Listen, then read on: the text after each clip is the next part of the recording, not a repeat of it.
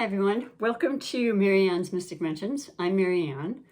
Thank you very much for tuning in today and taking the time. I am going to be reading for every single sign, a general reading for the month of November. That's from Aries to Pisces. And today we start with Aries, the very first sign of the zodiac. In addition to the readings, for those that are new, I like to incorporate a couple of other things that I find very important in my years of study as a mystical, intuitive, psychic, and I would even say now more of a medium. I've noticed more channeling happening, which is just the biggest blessing I could ask for. And so what I like to do is incorporate the information about the chakra of the day, because our chakras are so important for our overall well-being. They are the energy centers that are in our body. They regulate the different particular areas, and these, as I mentioned, chakras that are extremely important in our, like I said, overall well-being. And it has a little bit of a mantra on the card that kind of helps you feel present with this. If you ever want to sit and do a little meditation for your particular chakra, I feel like the card that comes up for the day is Spirit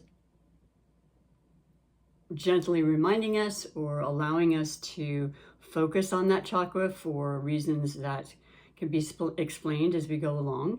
I will be doing, of course, the reading, and in addition to the chakra, it then kind of lends itself to mentioning the crystal that's coordinated with the chakras, and that's in relation to their energy again, but also the colors. Now you notice I'm wearing my red gloves because it's all about the gloves now with my new channel branding. I had relaunched my first reading for October. If you haven't had a chance to look at that, please do. And I still have sea legs. It's been a while. I had to take a very long break, and I had been on YouTube for just under 3 years. But I'm back, and I'm stronger, and I'm more passionate than ever. So I would love to have you following and subscribing and liking and all the things that are important for anybody who has a YouTube channel. It's super supportive, and I appreciate it. So we're going to start with, like I said, the chakra of the day. So I'm going to just put this under the table. It's very casual, and what they are, they're all the different cards that represent each chakra, and there are 8 chakras in total. I always thought there were 7, but the 8th would be the very highest that connects us to all that there is, you know, the omnipotent, all of us being, as I say, the metrics, and all of us having, you know, a connection and an understanding, you know, one consciousness. So let us see what specific chakra is wanted to be shown and spoken about for you, Aries. And this is Moon, Sun, Moon, Rising, or Venus. All are important. They have a little bit of a different effect on us as far as, you know, our personalities and our deeper feelings, more internalized than externalized, but they all have so much importance. So, and you get a much better, deeper, more, I can't even think of the words right now, so I'm going to let it go. A deeper reading that touches a lot more levels. So I'm closing my eyes, but I don't really know why, because it's under the table. So let me just pull this up quickly and we'll get this reading started. And you have the red. It's the second time. This is not a coincidence, and it just, I'm wearing the red. But this is you. This is the power and the fiery aspect that you are. You are a fire element. Now, the coincidence is that when I did the aftermath of this incredible full moon that was in your sign, Aries, just last week, I pulled the same chakra, and it was in relation to Aries, so it was beautiful and very synchronistic. And now for your specific reading for November, it's really pretty precious, and I love that about Spirit, and I love that we're being shown that we are being heard. You know, you're being heard. Now, this full moon is still absolutely going to be affecting all of us as a collective, but I would say anybody with any kind of fire placements in their chart are probably going to be more inclined to feel it because it resonates with you as a fire element. It's just how that works as far as the energies go. And mind you, I just want to sit for a moment and speak about that full moon because it was so powerful. It was the last super moon of this year, 2024. You could see it looking as though it were full for 2 or 3 days before, and certainly so now we're what is it, 3 or 4 days since the full moon occurred, and it was the 17th. So we're on the 20th today. I'm recording this on the 20th for November. And so we're still getting the residues from October, but I wanted to make sure and get all of the readings out in a timely manner. And yeah, I just sat in my house and I just felt the strength. It was unbelievable. I had to take really deep breaths. I'm not saying it was a negative in any way, quite the opposite. I actually have an Aries moon, so I feel there's an affinity there as well. But the power, the understanding of the power that comes from the planets and the moon and the stars, it's unparalleled. And it's something that I think a lot of us that haven't really thought about or don't study about and are starting to get more inclined to do so can agree that they thought, well, I knew I felt something, but I really wasn't sure what was, causing it. Well, that's what it is. Now, the gravitational pull is what creates the tides from the moon. And the list goes on and on. So, of course, we're affected. And this particular moon in Aries was definitely, it could be aggressive. It really could. And when it's a full lunar moon, like it was, it's about really putting a spotlight. And boy, you could see pretty much everything with that moon. And this is for a good cause. Now, the other really important aspect of it was in line and very much connected to the Libra energies, which is a Venus-ruled energy and which has everything to do with relationships. Now, I do readings in person right now at where I work as a massage therapist. And I'm going to tell you that every single one, normally the readings can be general, and yes, love enters into it, of course. Relationships are a part of our everyday life, whether it's love or family and work and all the variances that, go on and on. Every one of them were pertaining to a relationship. And I will say that there have been, 2 or 3 just in the last couple of days that have been about the ending of a relationship, a long-term relationship. Now, that's what can happen with certainly eclipses, which we're still feeling the effects of because we had the solar eclipse in Libra, the last one in the series of Aries and Libra. And then we had the Pisces just before that, 2 weeks on 17th of September. The Libra was the 2nd, 3rd of October, depending on where you're located. So much about love, so much about, really, really being honest and truthful and finding that balance and releasing the things that aren't working, because eclipses will do that. If you don't, it will happen. But it's generally when it's not working anyway. So as hard as it is and how it can be difficult, I've certainly gone through that. Most people I know have. It's lending itself to have a better new beginning, new relationships. And we don't necessarily know how, and we don't necessarily need to. You have to have that trust and faith. So yes, the first chakra is our root chakra, where we can ground ourselves and feel the presence of spirit is solidly rooted in my body. I have the right to be here, and my gosh, you have that mantra going on with yourself, Aries. You are a leader. People look up to you regularly. You just have that incredible contagious energy of spirit and, excitement, that usefulness even.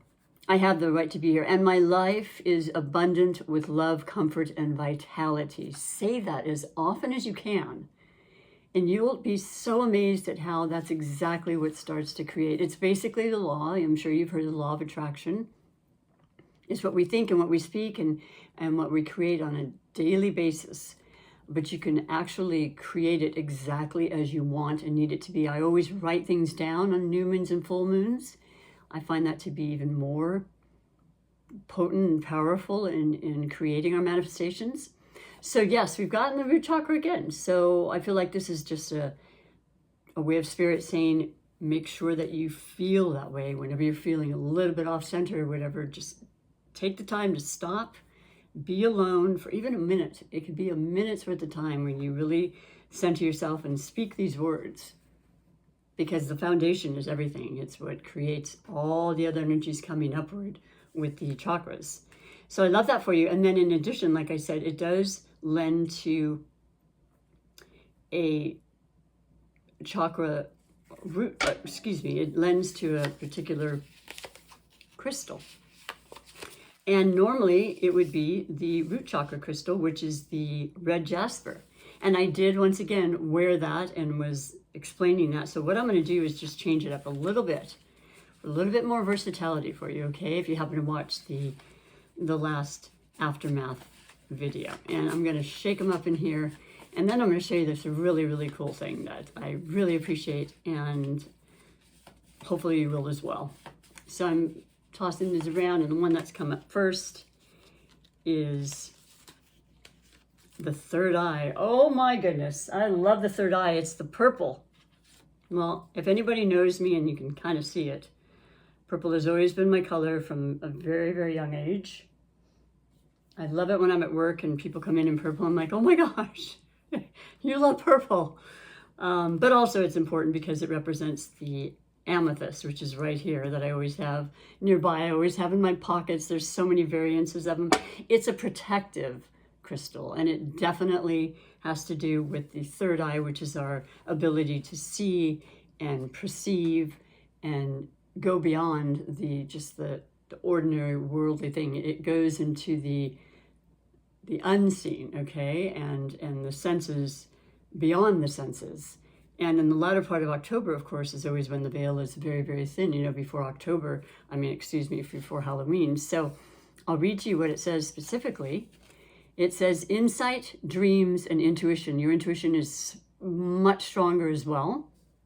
Maybe you're understanding and you recognize this. I hope so. I am connected to my inner knowing, which strengthens my healing abilities and insights. And it's such a good feeling to know that you and I, all of us, have that gift. And that is what Spirit is letting you know. So when you're grounded and you work your way up and you recognize and you visualize, you can ask to have even more intuition, even more dreams that will reveal the most important aspects and insights that you need to be your best self, really. I remembered my dreams probably like an hour ago. I was out in the yard and I just went, whoa, and it was a really good dream. But this is about you. So I did read for all the signs, like I said, in October. I also did the Celtic Cross, and I'm going to change the format for this month as well as the deck, because I do that. I like to keep it fresh, even though we have a similar format. And what I'll be reading for you today is going to be 4 cards that represent the different aspects of your life. One being the overall energy. One being the love, and that could be any type of love. And it's never and will never be just secluded to romance, though of course that's essential and still very much a part of our last 2 days with Libra. Venus ruled Libra, all about love and connection and relationship, as I spoke of. Then we're going to speak of the money energies that'll be happening for November. We'll speak of the possible outcome. And then I said 4, but I'm actually going to add a 5th, and it's going to be about the wild card, just kind of coming out to maybe confirm or clarify the outcome, okay? So let's get with the reading here. This is a beautiful deck, and I really, really love it. It is called the Intuitive Night Goddess Tarot. And all that really means, as far as the goddess, of course, is there's a goddess in all of us, regardless of the gender. Because like the moon, which is more of a feminine energy, it's about the internalizing of ourselves. And the intuition works really well with the fact that you receive the amethyst intuitive abilities and insight crystal for the reading. I'm going to also finish off with an oracle card, because I love oracles, and if we have time at all, I think I'll include the rune this month, because to me the runes are one of the most incredible oracles that I have followed for many years. Still memorizing them, but I have the perfect deck for that. That helps me. And it seems to really, really just kind of culminate the readings that I do. And I do it often. So starting with your overall energy, Aries, for the month of November. Now, I will mention just a couple of little astrological highlights, as I am a majorly enthusiastic astrologist. I don't call myself one, but I study it every day in some capacity. The new moon will be the very 1st of November, and that'll be in Scorpio. So the passion is going to be very, very notable. I don't know where that particular sign, which is the 8th house, falls in your chart. I mean, the 8th house is the 8th house, but I don't know if you have other planets in Scorpio, and that would only intensify this feeling. But it's really, to me, you can't get much more passionate. I mean, Aries and Leo and Sagittarians as fire signs, yes, you are. And well, we could just go back and forth about who's the most passionate. But right now, there's going to be that incredible intensity. And as far as Scorpio goes, we're entering into Scorpio season as well. So the sun and the moon will be in Scorpio on the 1st of November, just leading us right into the month. So there's going to be some deep diving and some real insights. There's the notable analogy with Scorpios as being the phoenix rising from the ashes, okay, the 8th house reference. You know, life and death and rebirth. There's never death. It's just a change and a new way to perceive things and a new start. You know, that's how to look at that. It's always, energy is always evolving and moving, and it never actually dies. So, and the death card does represent Scorpio. So for that, and then the, what is it? Is it the 19th? I believe it is. Forgive me, I'm a little caught off guard on the date right now, but it'll be the full moon in Taurus. So that's the polar opposition of Scorpio, and it's completely different. It's the earth sign. It's the, well, they're both fixed signs, and it is about just this deep, deep desire to really focus on our earthly manifestations. You know, anything we can see, feel, touch is super important. Taurus is also ruled by Venus, as is Libra. So there's going to be great potential for love and culminating a relationship, and, you know, making sure that you are going to that next level, maybe getting engaged, maybe getting married, maybe discussing children. That has to do with our earthly, you know, materialistic needs, having family, having sustenance, great work, maybe opportunities for jobs. That's going to shine a light on that. So, and then we do have a Mercury retrograde, which starts on the 15th, I believe. Is that the 19th as well? No, I believe it's the 15th. So much happening, so little time. And that'll go through, I believe it goes to the 19th of December, and that's a review time, okay? That's a time of reviewing. We'll have Mercury and Venus is actually in Sagittarius right now. So that'll continue. And so Mercury will have an extended stay in Sagittarius, but very optimistic, very forward-thinking, freedom-seeking. You know, things slow down a little bit, and it gives you a great time to just kind of relax, enjoy the holidays, review. This affects all of us, okay? So your overall energy in regards to everything I've said for November, and of course there's the election, but, you know, I don't talk too much about that, but that'll have an effect on all of us. So for you have the Warrior of Wands, and there you are in all your glory and all your energy.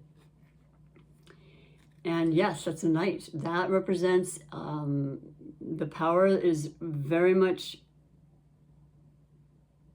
ignited in you, okay? You have a strong drive towards pretty much anything you set your mind to.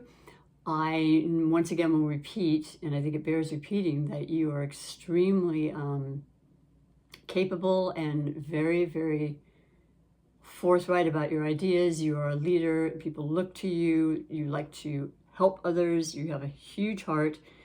You're completely compassionate about things. You might You might be a bit impulsive in that sometimes you just go for it, right? Before you maybe do major details. Well, that Scorpio will help you with that influence of Scorpio, because it's all about the details with Scorpio, and it's about digging deep and really looking things over. Truth is revealed. You're truthful. You're very truthful. You love being truthful. You're like a child in a lot of ways, being the first sign of the zodiac.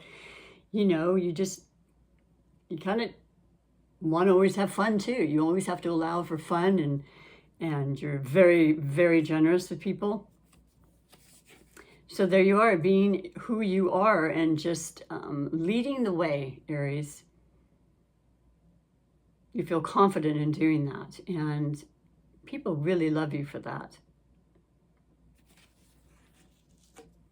The next one I mentioned is the love card. So let's see what's going on with you. Oh my goodness. Well, let me turn this around for you, first of all. Aren't they beautiful cards? The Two of Cups. Well, that's pretty appropriate because that definitely represents relationships. And as I said, I don't know specifically what that means, but there's definitely partnership conversations here. The cups represent the water signs. It could be a water sign, which would be the Pisces, Scorpio, or what am I leaving out? Pisces, Scorpio, Cancer. Well, I mean, with the scorpionic energy, you know, throughout most of the month, it doesn't change until it becomes Sagittarius season on the 22nd, I believe. 23rd, legitimately. It's on, Aries. It really is. And how many times have you read, if you're somebody that watches, you know, readers, it's kind of this thing that I used to describe a lot. Here's a certain amount of tension, right, in every relationship. It's like you need it. It's what really kind of keeps it going. But too much, it's not going to work. Too little, not going to work, right? You have the element of fire, which is, you know, the fevery, fiery, passionate, you know, outspoken, maybe, you know, just watch me, everybody, see me, listen to me. And then you have the water, which is the heart center, the sensitive, the, you know, empathic, the nurturing, which is, everybody loves that, right? And you just want to make sure that it stays on an even keel, because too much fire will certainly put out the water. Oh wait, that's not how that works. Too much fire will make the water boil and get way overheated and, you know, burn out basically, and too much water on the fire will put it out, and it'll lose its spark and its, you know, its life, right? So that's just something to think about. But yeah, it looks like things are good. It looks like they're definitely a theme for you, and has been for, like I said, a lot of people. There's some important decisions that are going to be made by the end of this year, so that you can start 2025 with a bang. Okay, so I like that. And then the next card represents your finances, and you have the Three of Cups. Well, you have Three of Cups again, but what I love, what a beautiful card. I don't remember seeing this. There are Three Cups, and generally this is really about celebrations. Yes, it's about that time. We have Thanksgiving in the United States. We have, you know, birthdays certainly, and maybe just a celebration of the introduction of, like I said, a new phase in your relationships, a new job partnership, a new self-love understanding. You know, that's always so important. As I only realized in the last few years, the actual incredible importance that it is. So I like that a lot for you too, as far as money, because what it tells me is there's some good news regarding filling those cups, right? And using your creativity to the best of your ability, which, by the way, you're capable of, like I said, pretty much anything. Like, you'll study something until you get it. You don't necessarily know it going in, but you're not gonna no. You want to be good at anything you do, and you want to lead and show and teach others. So I like that a lot as well. As far as the money, so far so good as far as the energy of November for you, Aries. And then moving along to the possible outcome, you've got the Spirit of Pentacles. So there's the Earth, and I like this as well. You've got the fire, you've got water, You've got earth. When you have that combination, they're all kind of, it just brings in even more balance, because that's what you want. That's what I mentioned more or less about the chakras, is that they're all, when in balance, that's the perfect holistic aspect of mind, body, and soul working as a whole. And the Spirit of Pentacles is, I want to say this is the page, so I think it's some new ideas, some new revelations of how you're going to make some money, how you're going to be, it's going to be concrete. It's a slow moving energy when it's the energy of the Pentacles, and it does represent the earth signs, which are the Virgo, Taurus, and Capricorn. And I mentioned we have the Taurus full moon, so perhaps by the full moon, you're going to be getting some information that's going to lead to some really beautiful opportunities for you to make money on a long-lasting, you know, situation, like a job that could last, I don't know, the rest of your life if you want. That black cat is pretty cool too, because it represents the spiritual nature and the magic that can happen when you believe and create. Okay, so I love this so much, and like I said, I'm curious now. This is the wild card, because this will culminate everything, and it'll be kind of a confirmation of the outcome. And you have the Ace of Swords. Oh my gosh. Okay, you started with the wands. You had the cups in two places, which is absolutely beautiful, especially the position they're in. You've got the pentacle, and now you've got the sword, the Libras, the Aquarians, and the Geminis. Now, Jupiter is in the sign of Gemini and will be, and has been since June through next June of 2025.